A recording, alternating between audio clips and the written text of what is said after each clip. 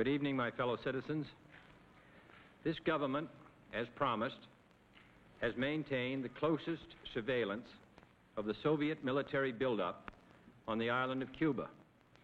Within the past week, unmistakable evidence has established the fact that a series of offensive missile sites is now in preparation on that imprisoned island.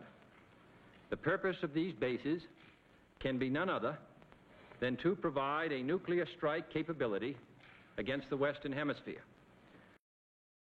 Hari Senin, 22 Oktober 1962, jutaan pasang mata terpaku menyaksikan tayangan televisi di mana JFK sedang mengumumkan ancaman yang datang dari Kuba serta tindakan yang akan Amerika ambil. Mereka akhirnya menyadari bahwa mereka sedang berada dalam krisis yang serius. 180 kapal perang telah diberangkatkan ke perairan Karibia.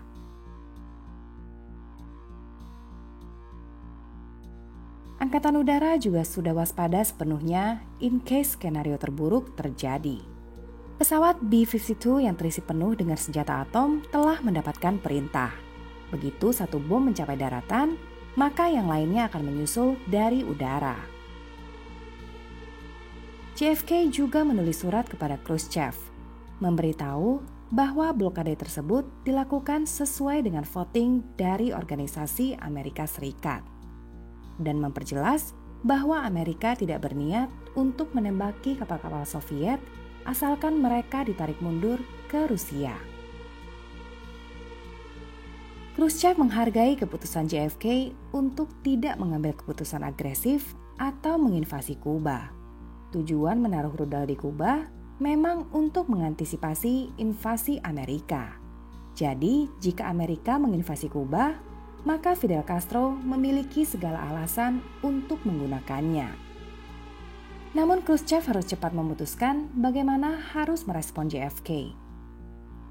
Dengan blokade tersebut, Khrushchev juga harus berlomba dengan waktu untuk memutuskan apa yang harus ia lakukan pada kapal-kapalnya yang masih dalam perjalanan. Memang hampir semua kapal telah tiba di Kuba. Namun, ada satu grup lagi yang mengangkut rudal yang lebih besar masih berlayar di lautan Atlantik. Pilihannya hanya dua, yaitu menarik mundur kapal-kapalnya, kemudian menanggung beban malu, atau terus maju dengan harapan kalau JFK hanya menggertak saja. Pada 24 Oktober 1962, Khrushchev mengirim pesan kepada JFK. Ia mengatakan bahwa blokade tersebut adalah salah satu wujud agresi yang bisa mengarah pada perang. Ia juga mengatakan bahwa ia akan memerintahkan kapal-kapalnya untuk mengabaikan blokade tersebut.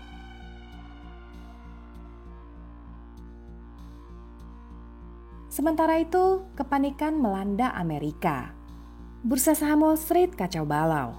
Selama periode konflik, S&P 500 terjun bebas sebesar 22,5%, sementara Dow Jones anjlok 5,7%. Penurunan terbesar kedua setelah crash 1929. Swalayan mulai diserbu warga yang memborong persediaan seperti orang gila. Setelah itu, tidak ada yang bisa mereka lakukan selain duduk di rumah, menonton berita tentang kapal Soviet yang semakin mendekati blokade. Tidak ada yang tahu apakah mereka masih bisa melihat matahari terbit di keesokan hari.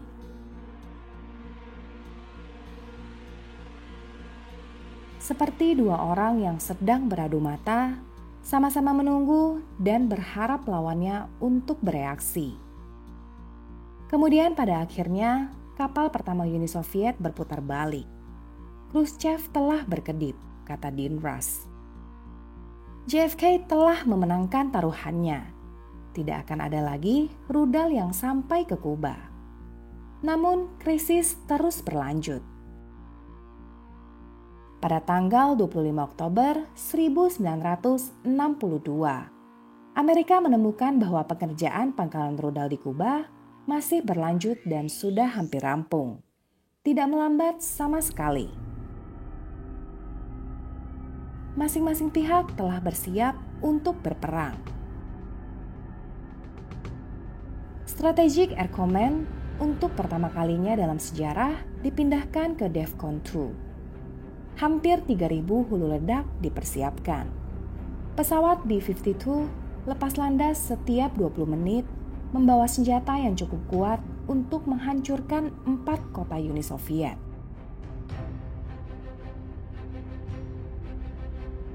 Sementara itu, pangkalan rudal Amerika yang dibangun dadakan di Kuba juga sudah hampir rampung. Sekali lagi, wacana serangan militer mulai diangkat kembali ke meja JFK. Jenderal-jenderal kembali menekan JFK untuk mengotorisasi serangan. Tiba-tiba pada 26 Oktober 1962, JFK menerima sebuah surat yang tak terduga dari Khrushchev. Dalam surat tersebut, Khrushchev mengatakan jika Amerika menghentikan blokade dan berjanji untuk tidak akan menginvasi Kuba lagi, maka Khrushchev akan menarik mundur pasukannya. Diikuti kalimat yang berbunyi, "Pak Presiden, kami dan Anda sekarang tidak boleh menarik ujung tali yang telah Anda ikat dalam simpul perang. Karena semakin kita menariknya, semakin erat simpul itu akan terikat. Begitu eratnya sehingga bahkan orang yang mengikatnya tidak sanggup untuk melepaskannya. Dan akhirnya simpul itu harus dipotong. Saya tidak perlu menjelaskan apa artinya kepada Anda. Karena Anda sendiri sangat memahami kekuatan buruk yang dimiliki negara kita. Oleh karena itu, jika tidak ada niat untuk mempererat ikatan tersebut dan menyeret dunia ke dalam perang termonuklir, maka jangan hanya mengendurkan kekuatan yang menarik kedua ujung tali. Mari kita mengambil tindakan untuk melepaskan simpul tersebut. Kita bisa menyepakati ini." Betapa leganya perasaan JFK setelah membaca surat emosional yang ditulis langsung oleh Nikita Khrushchev tersebut. Ini berarti Khrushchev telah membuka peluang untuk membuat kesepakatan diplomatik. Namun, Excom skeptis atas surat tersebut. Mengingat jauh sebelumnya, Khrushchev juga pernah berjanji tidak akan menaruh senjata nuklir di Kuba. Mereka tidak mau termakan omongan Khrushchev lagi. Beberapa tetap menyarankan invasi, sementara yang lainnya tidak mau berkompromi.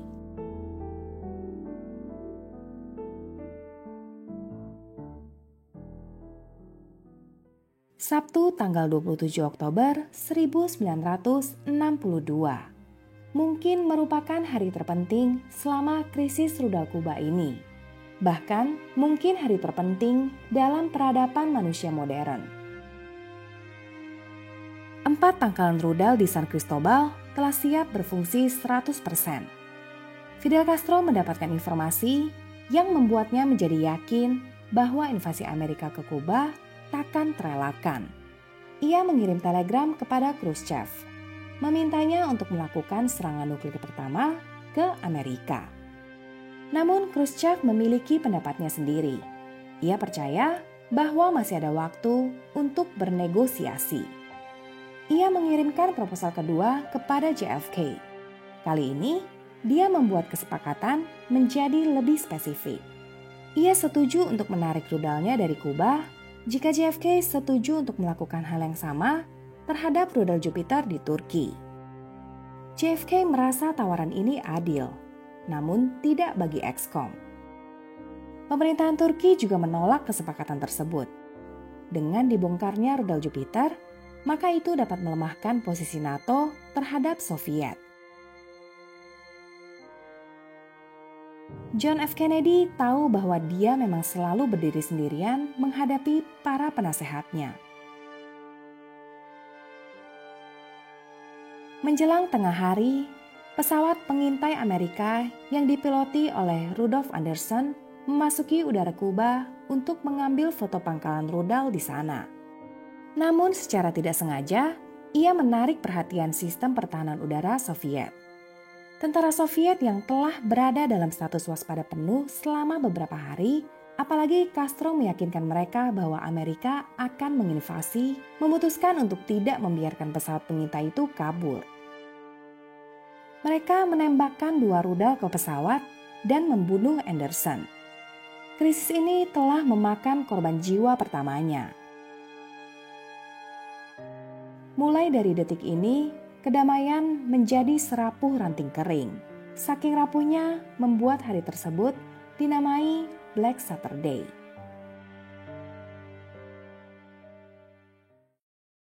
Hampir semua orang mengelilingi JFK, mendesaknya untuk memerintahkan serangan militer skala penuh ke Kuba. Di detik-detik krusial ini, JFK pergi menemui satu-satunya orang yang bisa ia percaya, yaitu adiknya sendiri, sang jaksa agung Robert F. Kennedy yang akrab dipanggil Bobby. Dengan bantuan juru tulis kepresidenan Ted Sorensen, Bobby membalas surat dari Khrushchev, mengatakan bahwa Amerika setuju untuk tidak menginvasi Kuba dan membongkar rudal Jupiter yang ada di Turki, asal Soviet juga membongkar pangkalan rudalnya di Kuba. Namun dengan satu syarat, kesepakatan ini harus dilakukan dengan sangat rahasia untuk menghindari protes dari sekutu Amerika di NATO.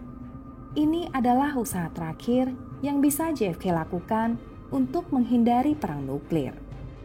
Jika Khrushchev menolak syarat itu, maka JFK tak punya pilihan selain perang. Di sela-sela waktu ini, sebuah konfrontasi yang sangat berbahaya sedang terjadi di Laut Atlantik. Angkatan Laut Amerika sedang berupaya secara intensif untuk melacak keberadaan kapal selam Rusia sejak awal krisis dimulai. Dan hari ini mereka berhasil menemukannya. Mereka berusaha membuat kapal selam tersebut naik ke permukaan dengan menjatuhkan bom-bom peringatan tepat di atas mereka. Kapal selam B-59 Soviet yang telah dikejar-kejar oleh Angkatan Laut Amerika selama 2 hari terakhir sedang mengalami kondisi yang mengenaskan. Sistem ventilasi telah mati, menyebabkan peningkatan suhu yang tinggi.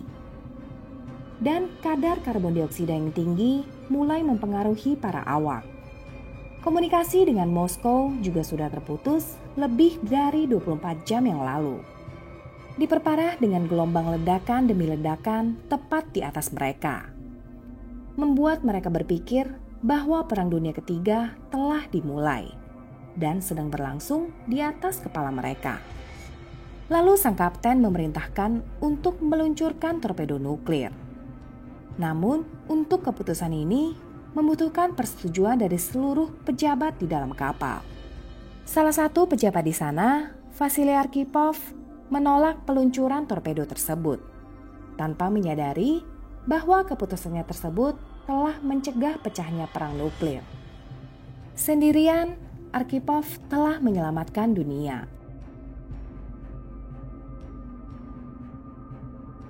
Pada tengah malam hari, segala sesuatu menjadi tidak pasti. Baik Fidel Castro maupun militer Amerika sama-sama mendorong untuk berperang. Sementara JFK masih menunggu dengan gelisah respon dari Khrushchev. Kini semuanya bergantung pada Nikita Khrushchev. Namun sebenarnya Khrushchev memang berniat untuk mundur sejak beberapa hari yang lalu. Namun ia tidak memiliki alasan yang kuat untuk itu. Dengan masuknya surat terakhir dari JFK tersebut, akhirnya Khrushchev melihat jalan keluar. Keesokan paginya, 28 Oktober 1962, Khrushchev menyiarkan kesepakatannya. Siaran tersebut mengakhiri krisis. Baik JFK dan Khrushchev sama-sama menghormati kesepakatan tersebut. Semua poin yang tercantum di dalamnya dilakukan secara bertahap. Mereka berdua sama-sama merasa lega. Namun banyak yang tidak senang dengan hal tersebut. Fidel Castro sangat marah karena merasa Khrushchev telah membuat kesepakatan di belakangnya. Ia mulai meragukan Soviet. Mereka yang dengan sekuat tenaga mengusulkan invasi dari awal dimulainya krisis, mulai mengkritik JFK dengan keras. Jenderal Curtis LeMay begitu dendam. Ia mengatakan kesepakatan tersebut adalah kekalahan terbesar Amerika sepanjang sejarah. Krisis rudal Kuba merupakan puncak dari Perang Dingin. Krisis ini menyadarkan kedua belah pihak akan pentingnya komunikasi selama masa genting. Surat pertama dari Khrushchev membutuhkan waktu sekitar 12 jam untuk mencapai JFK.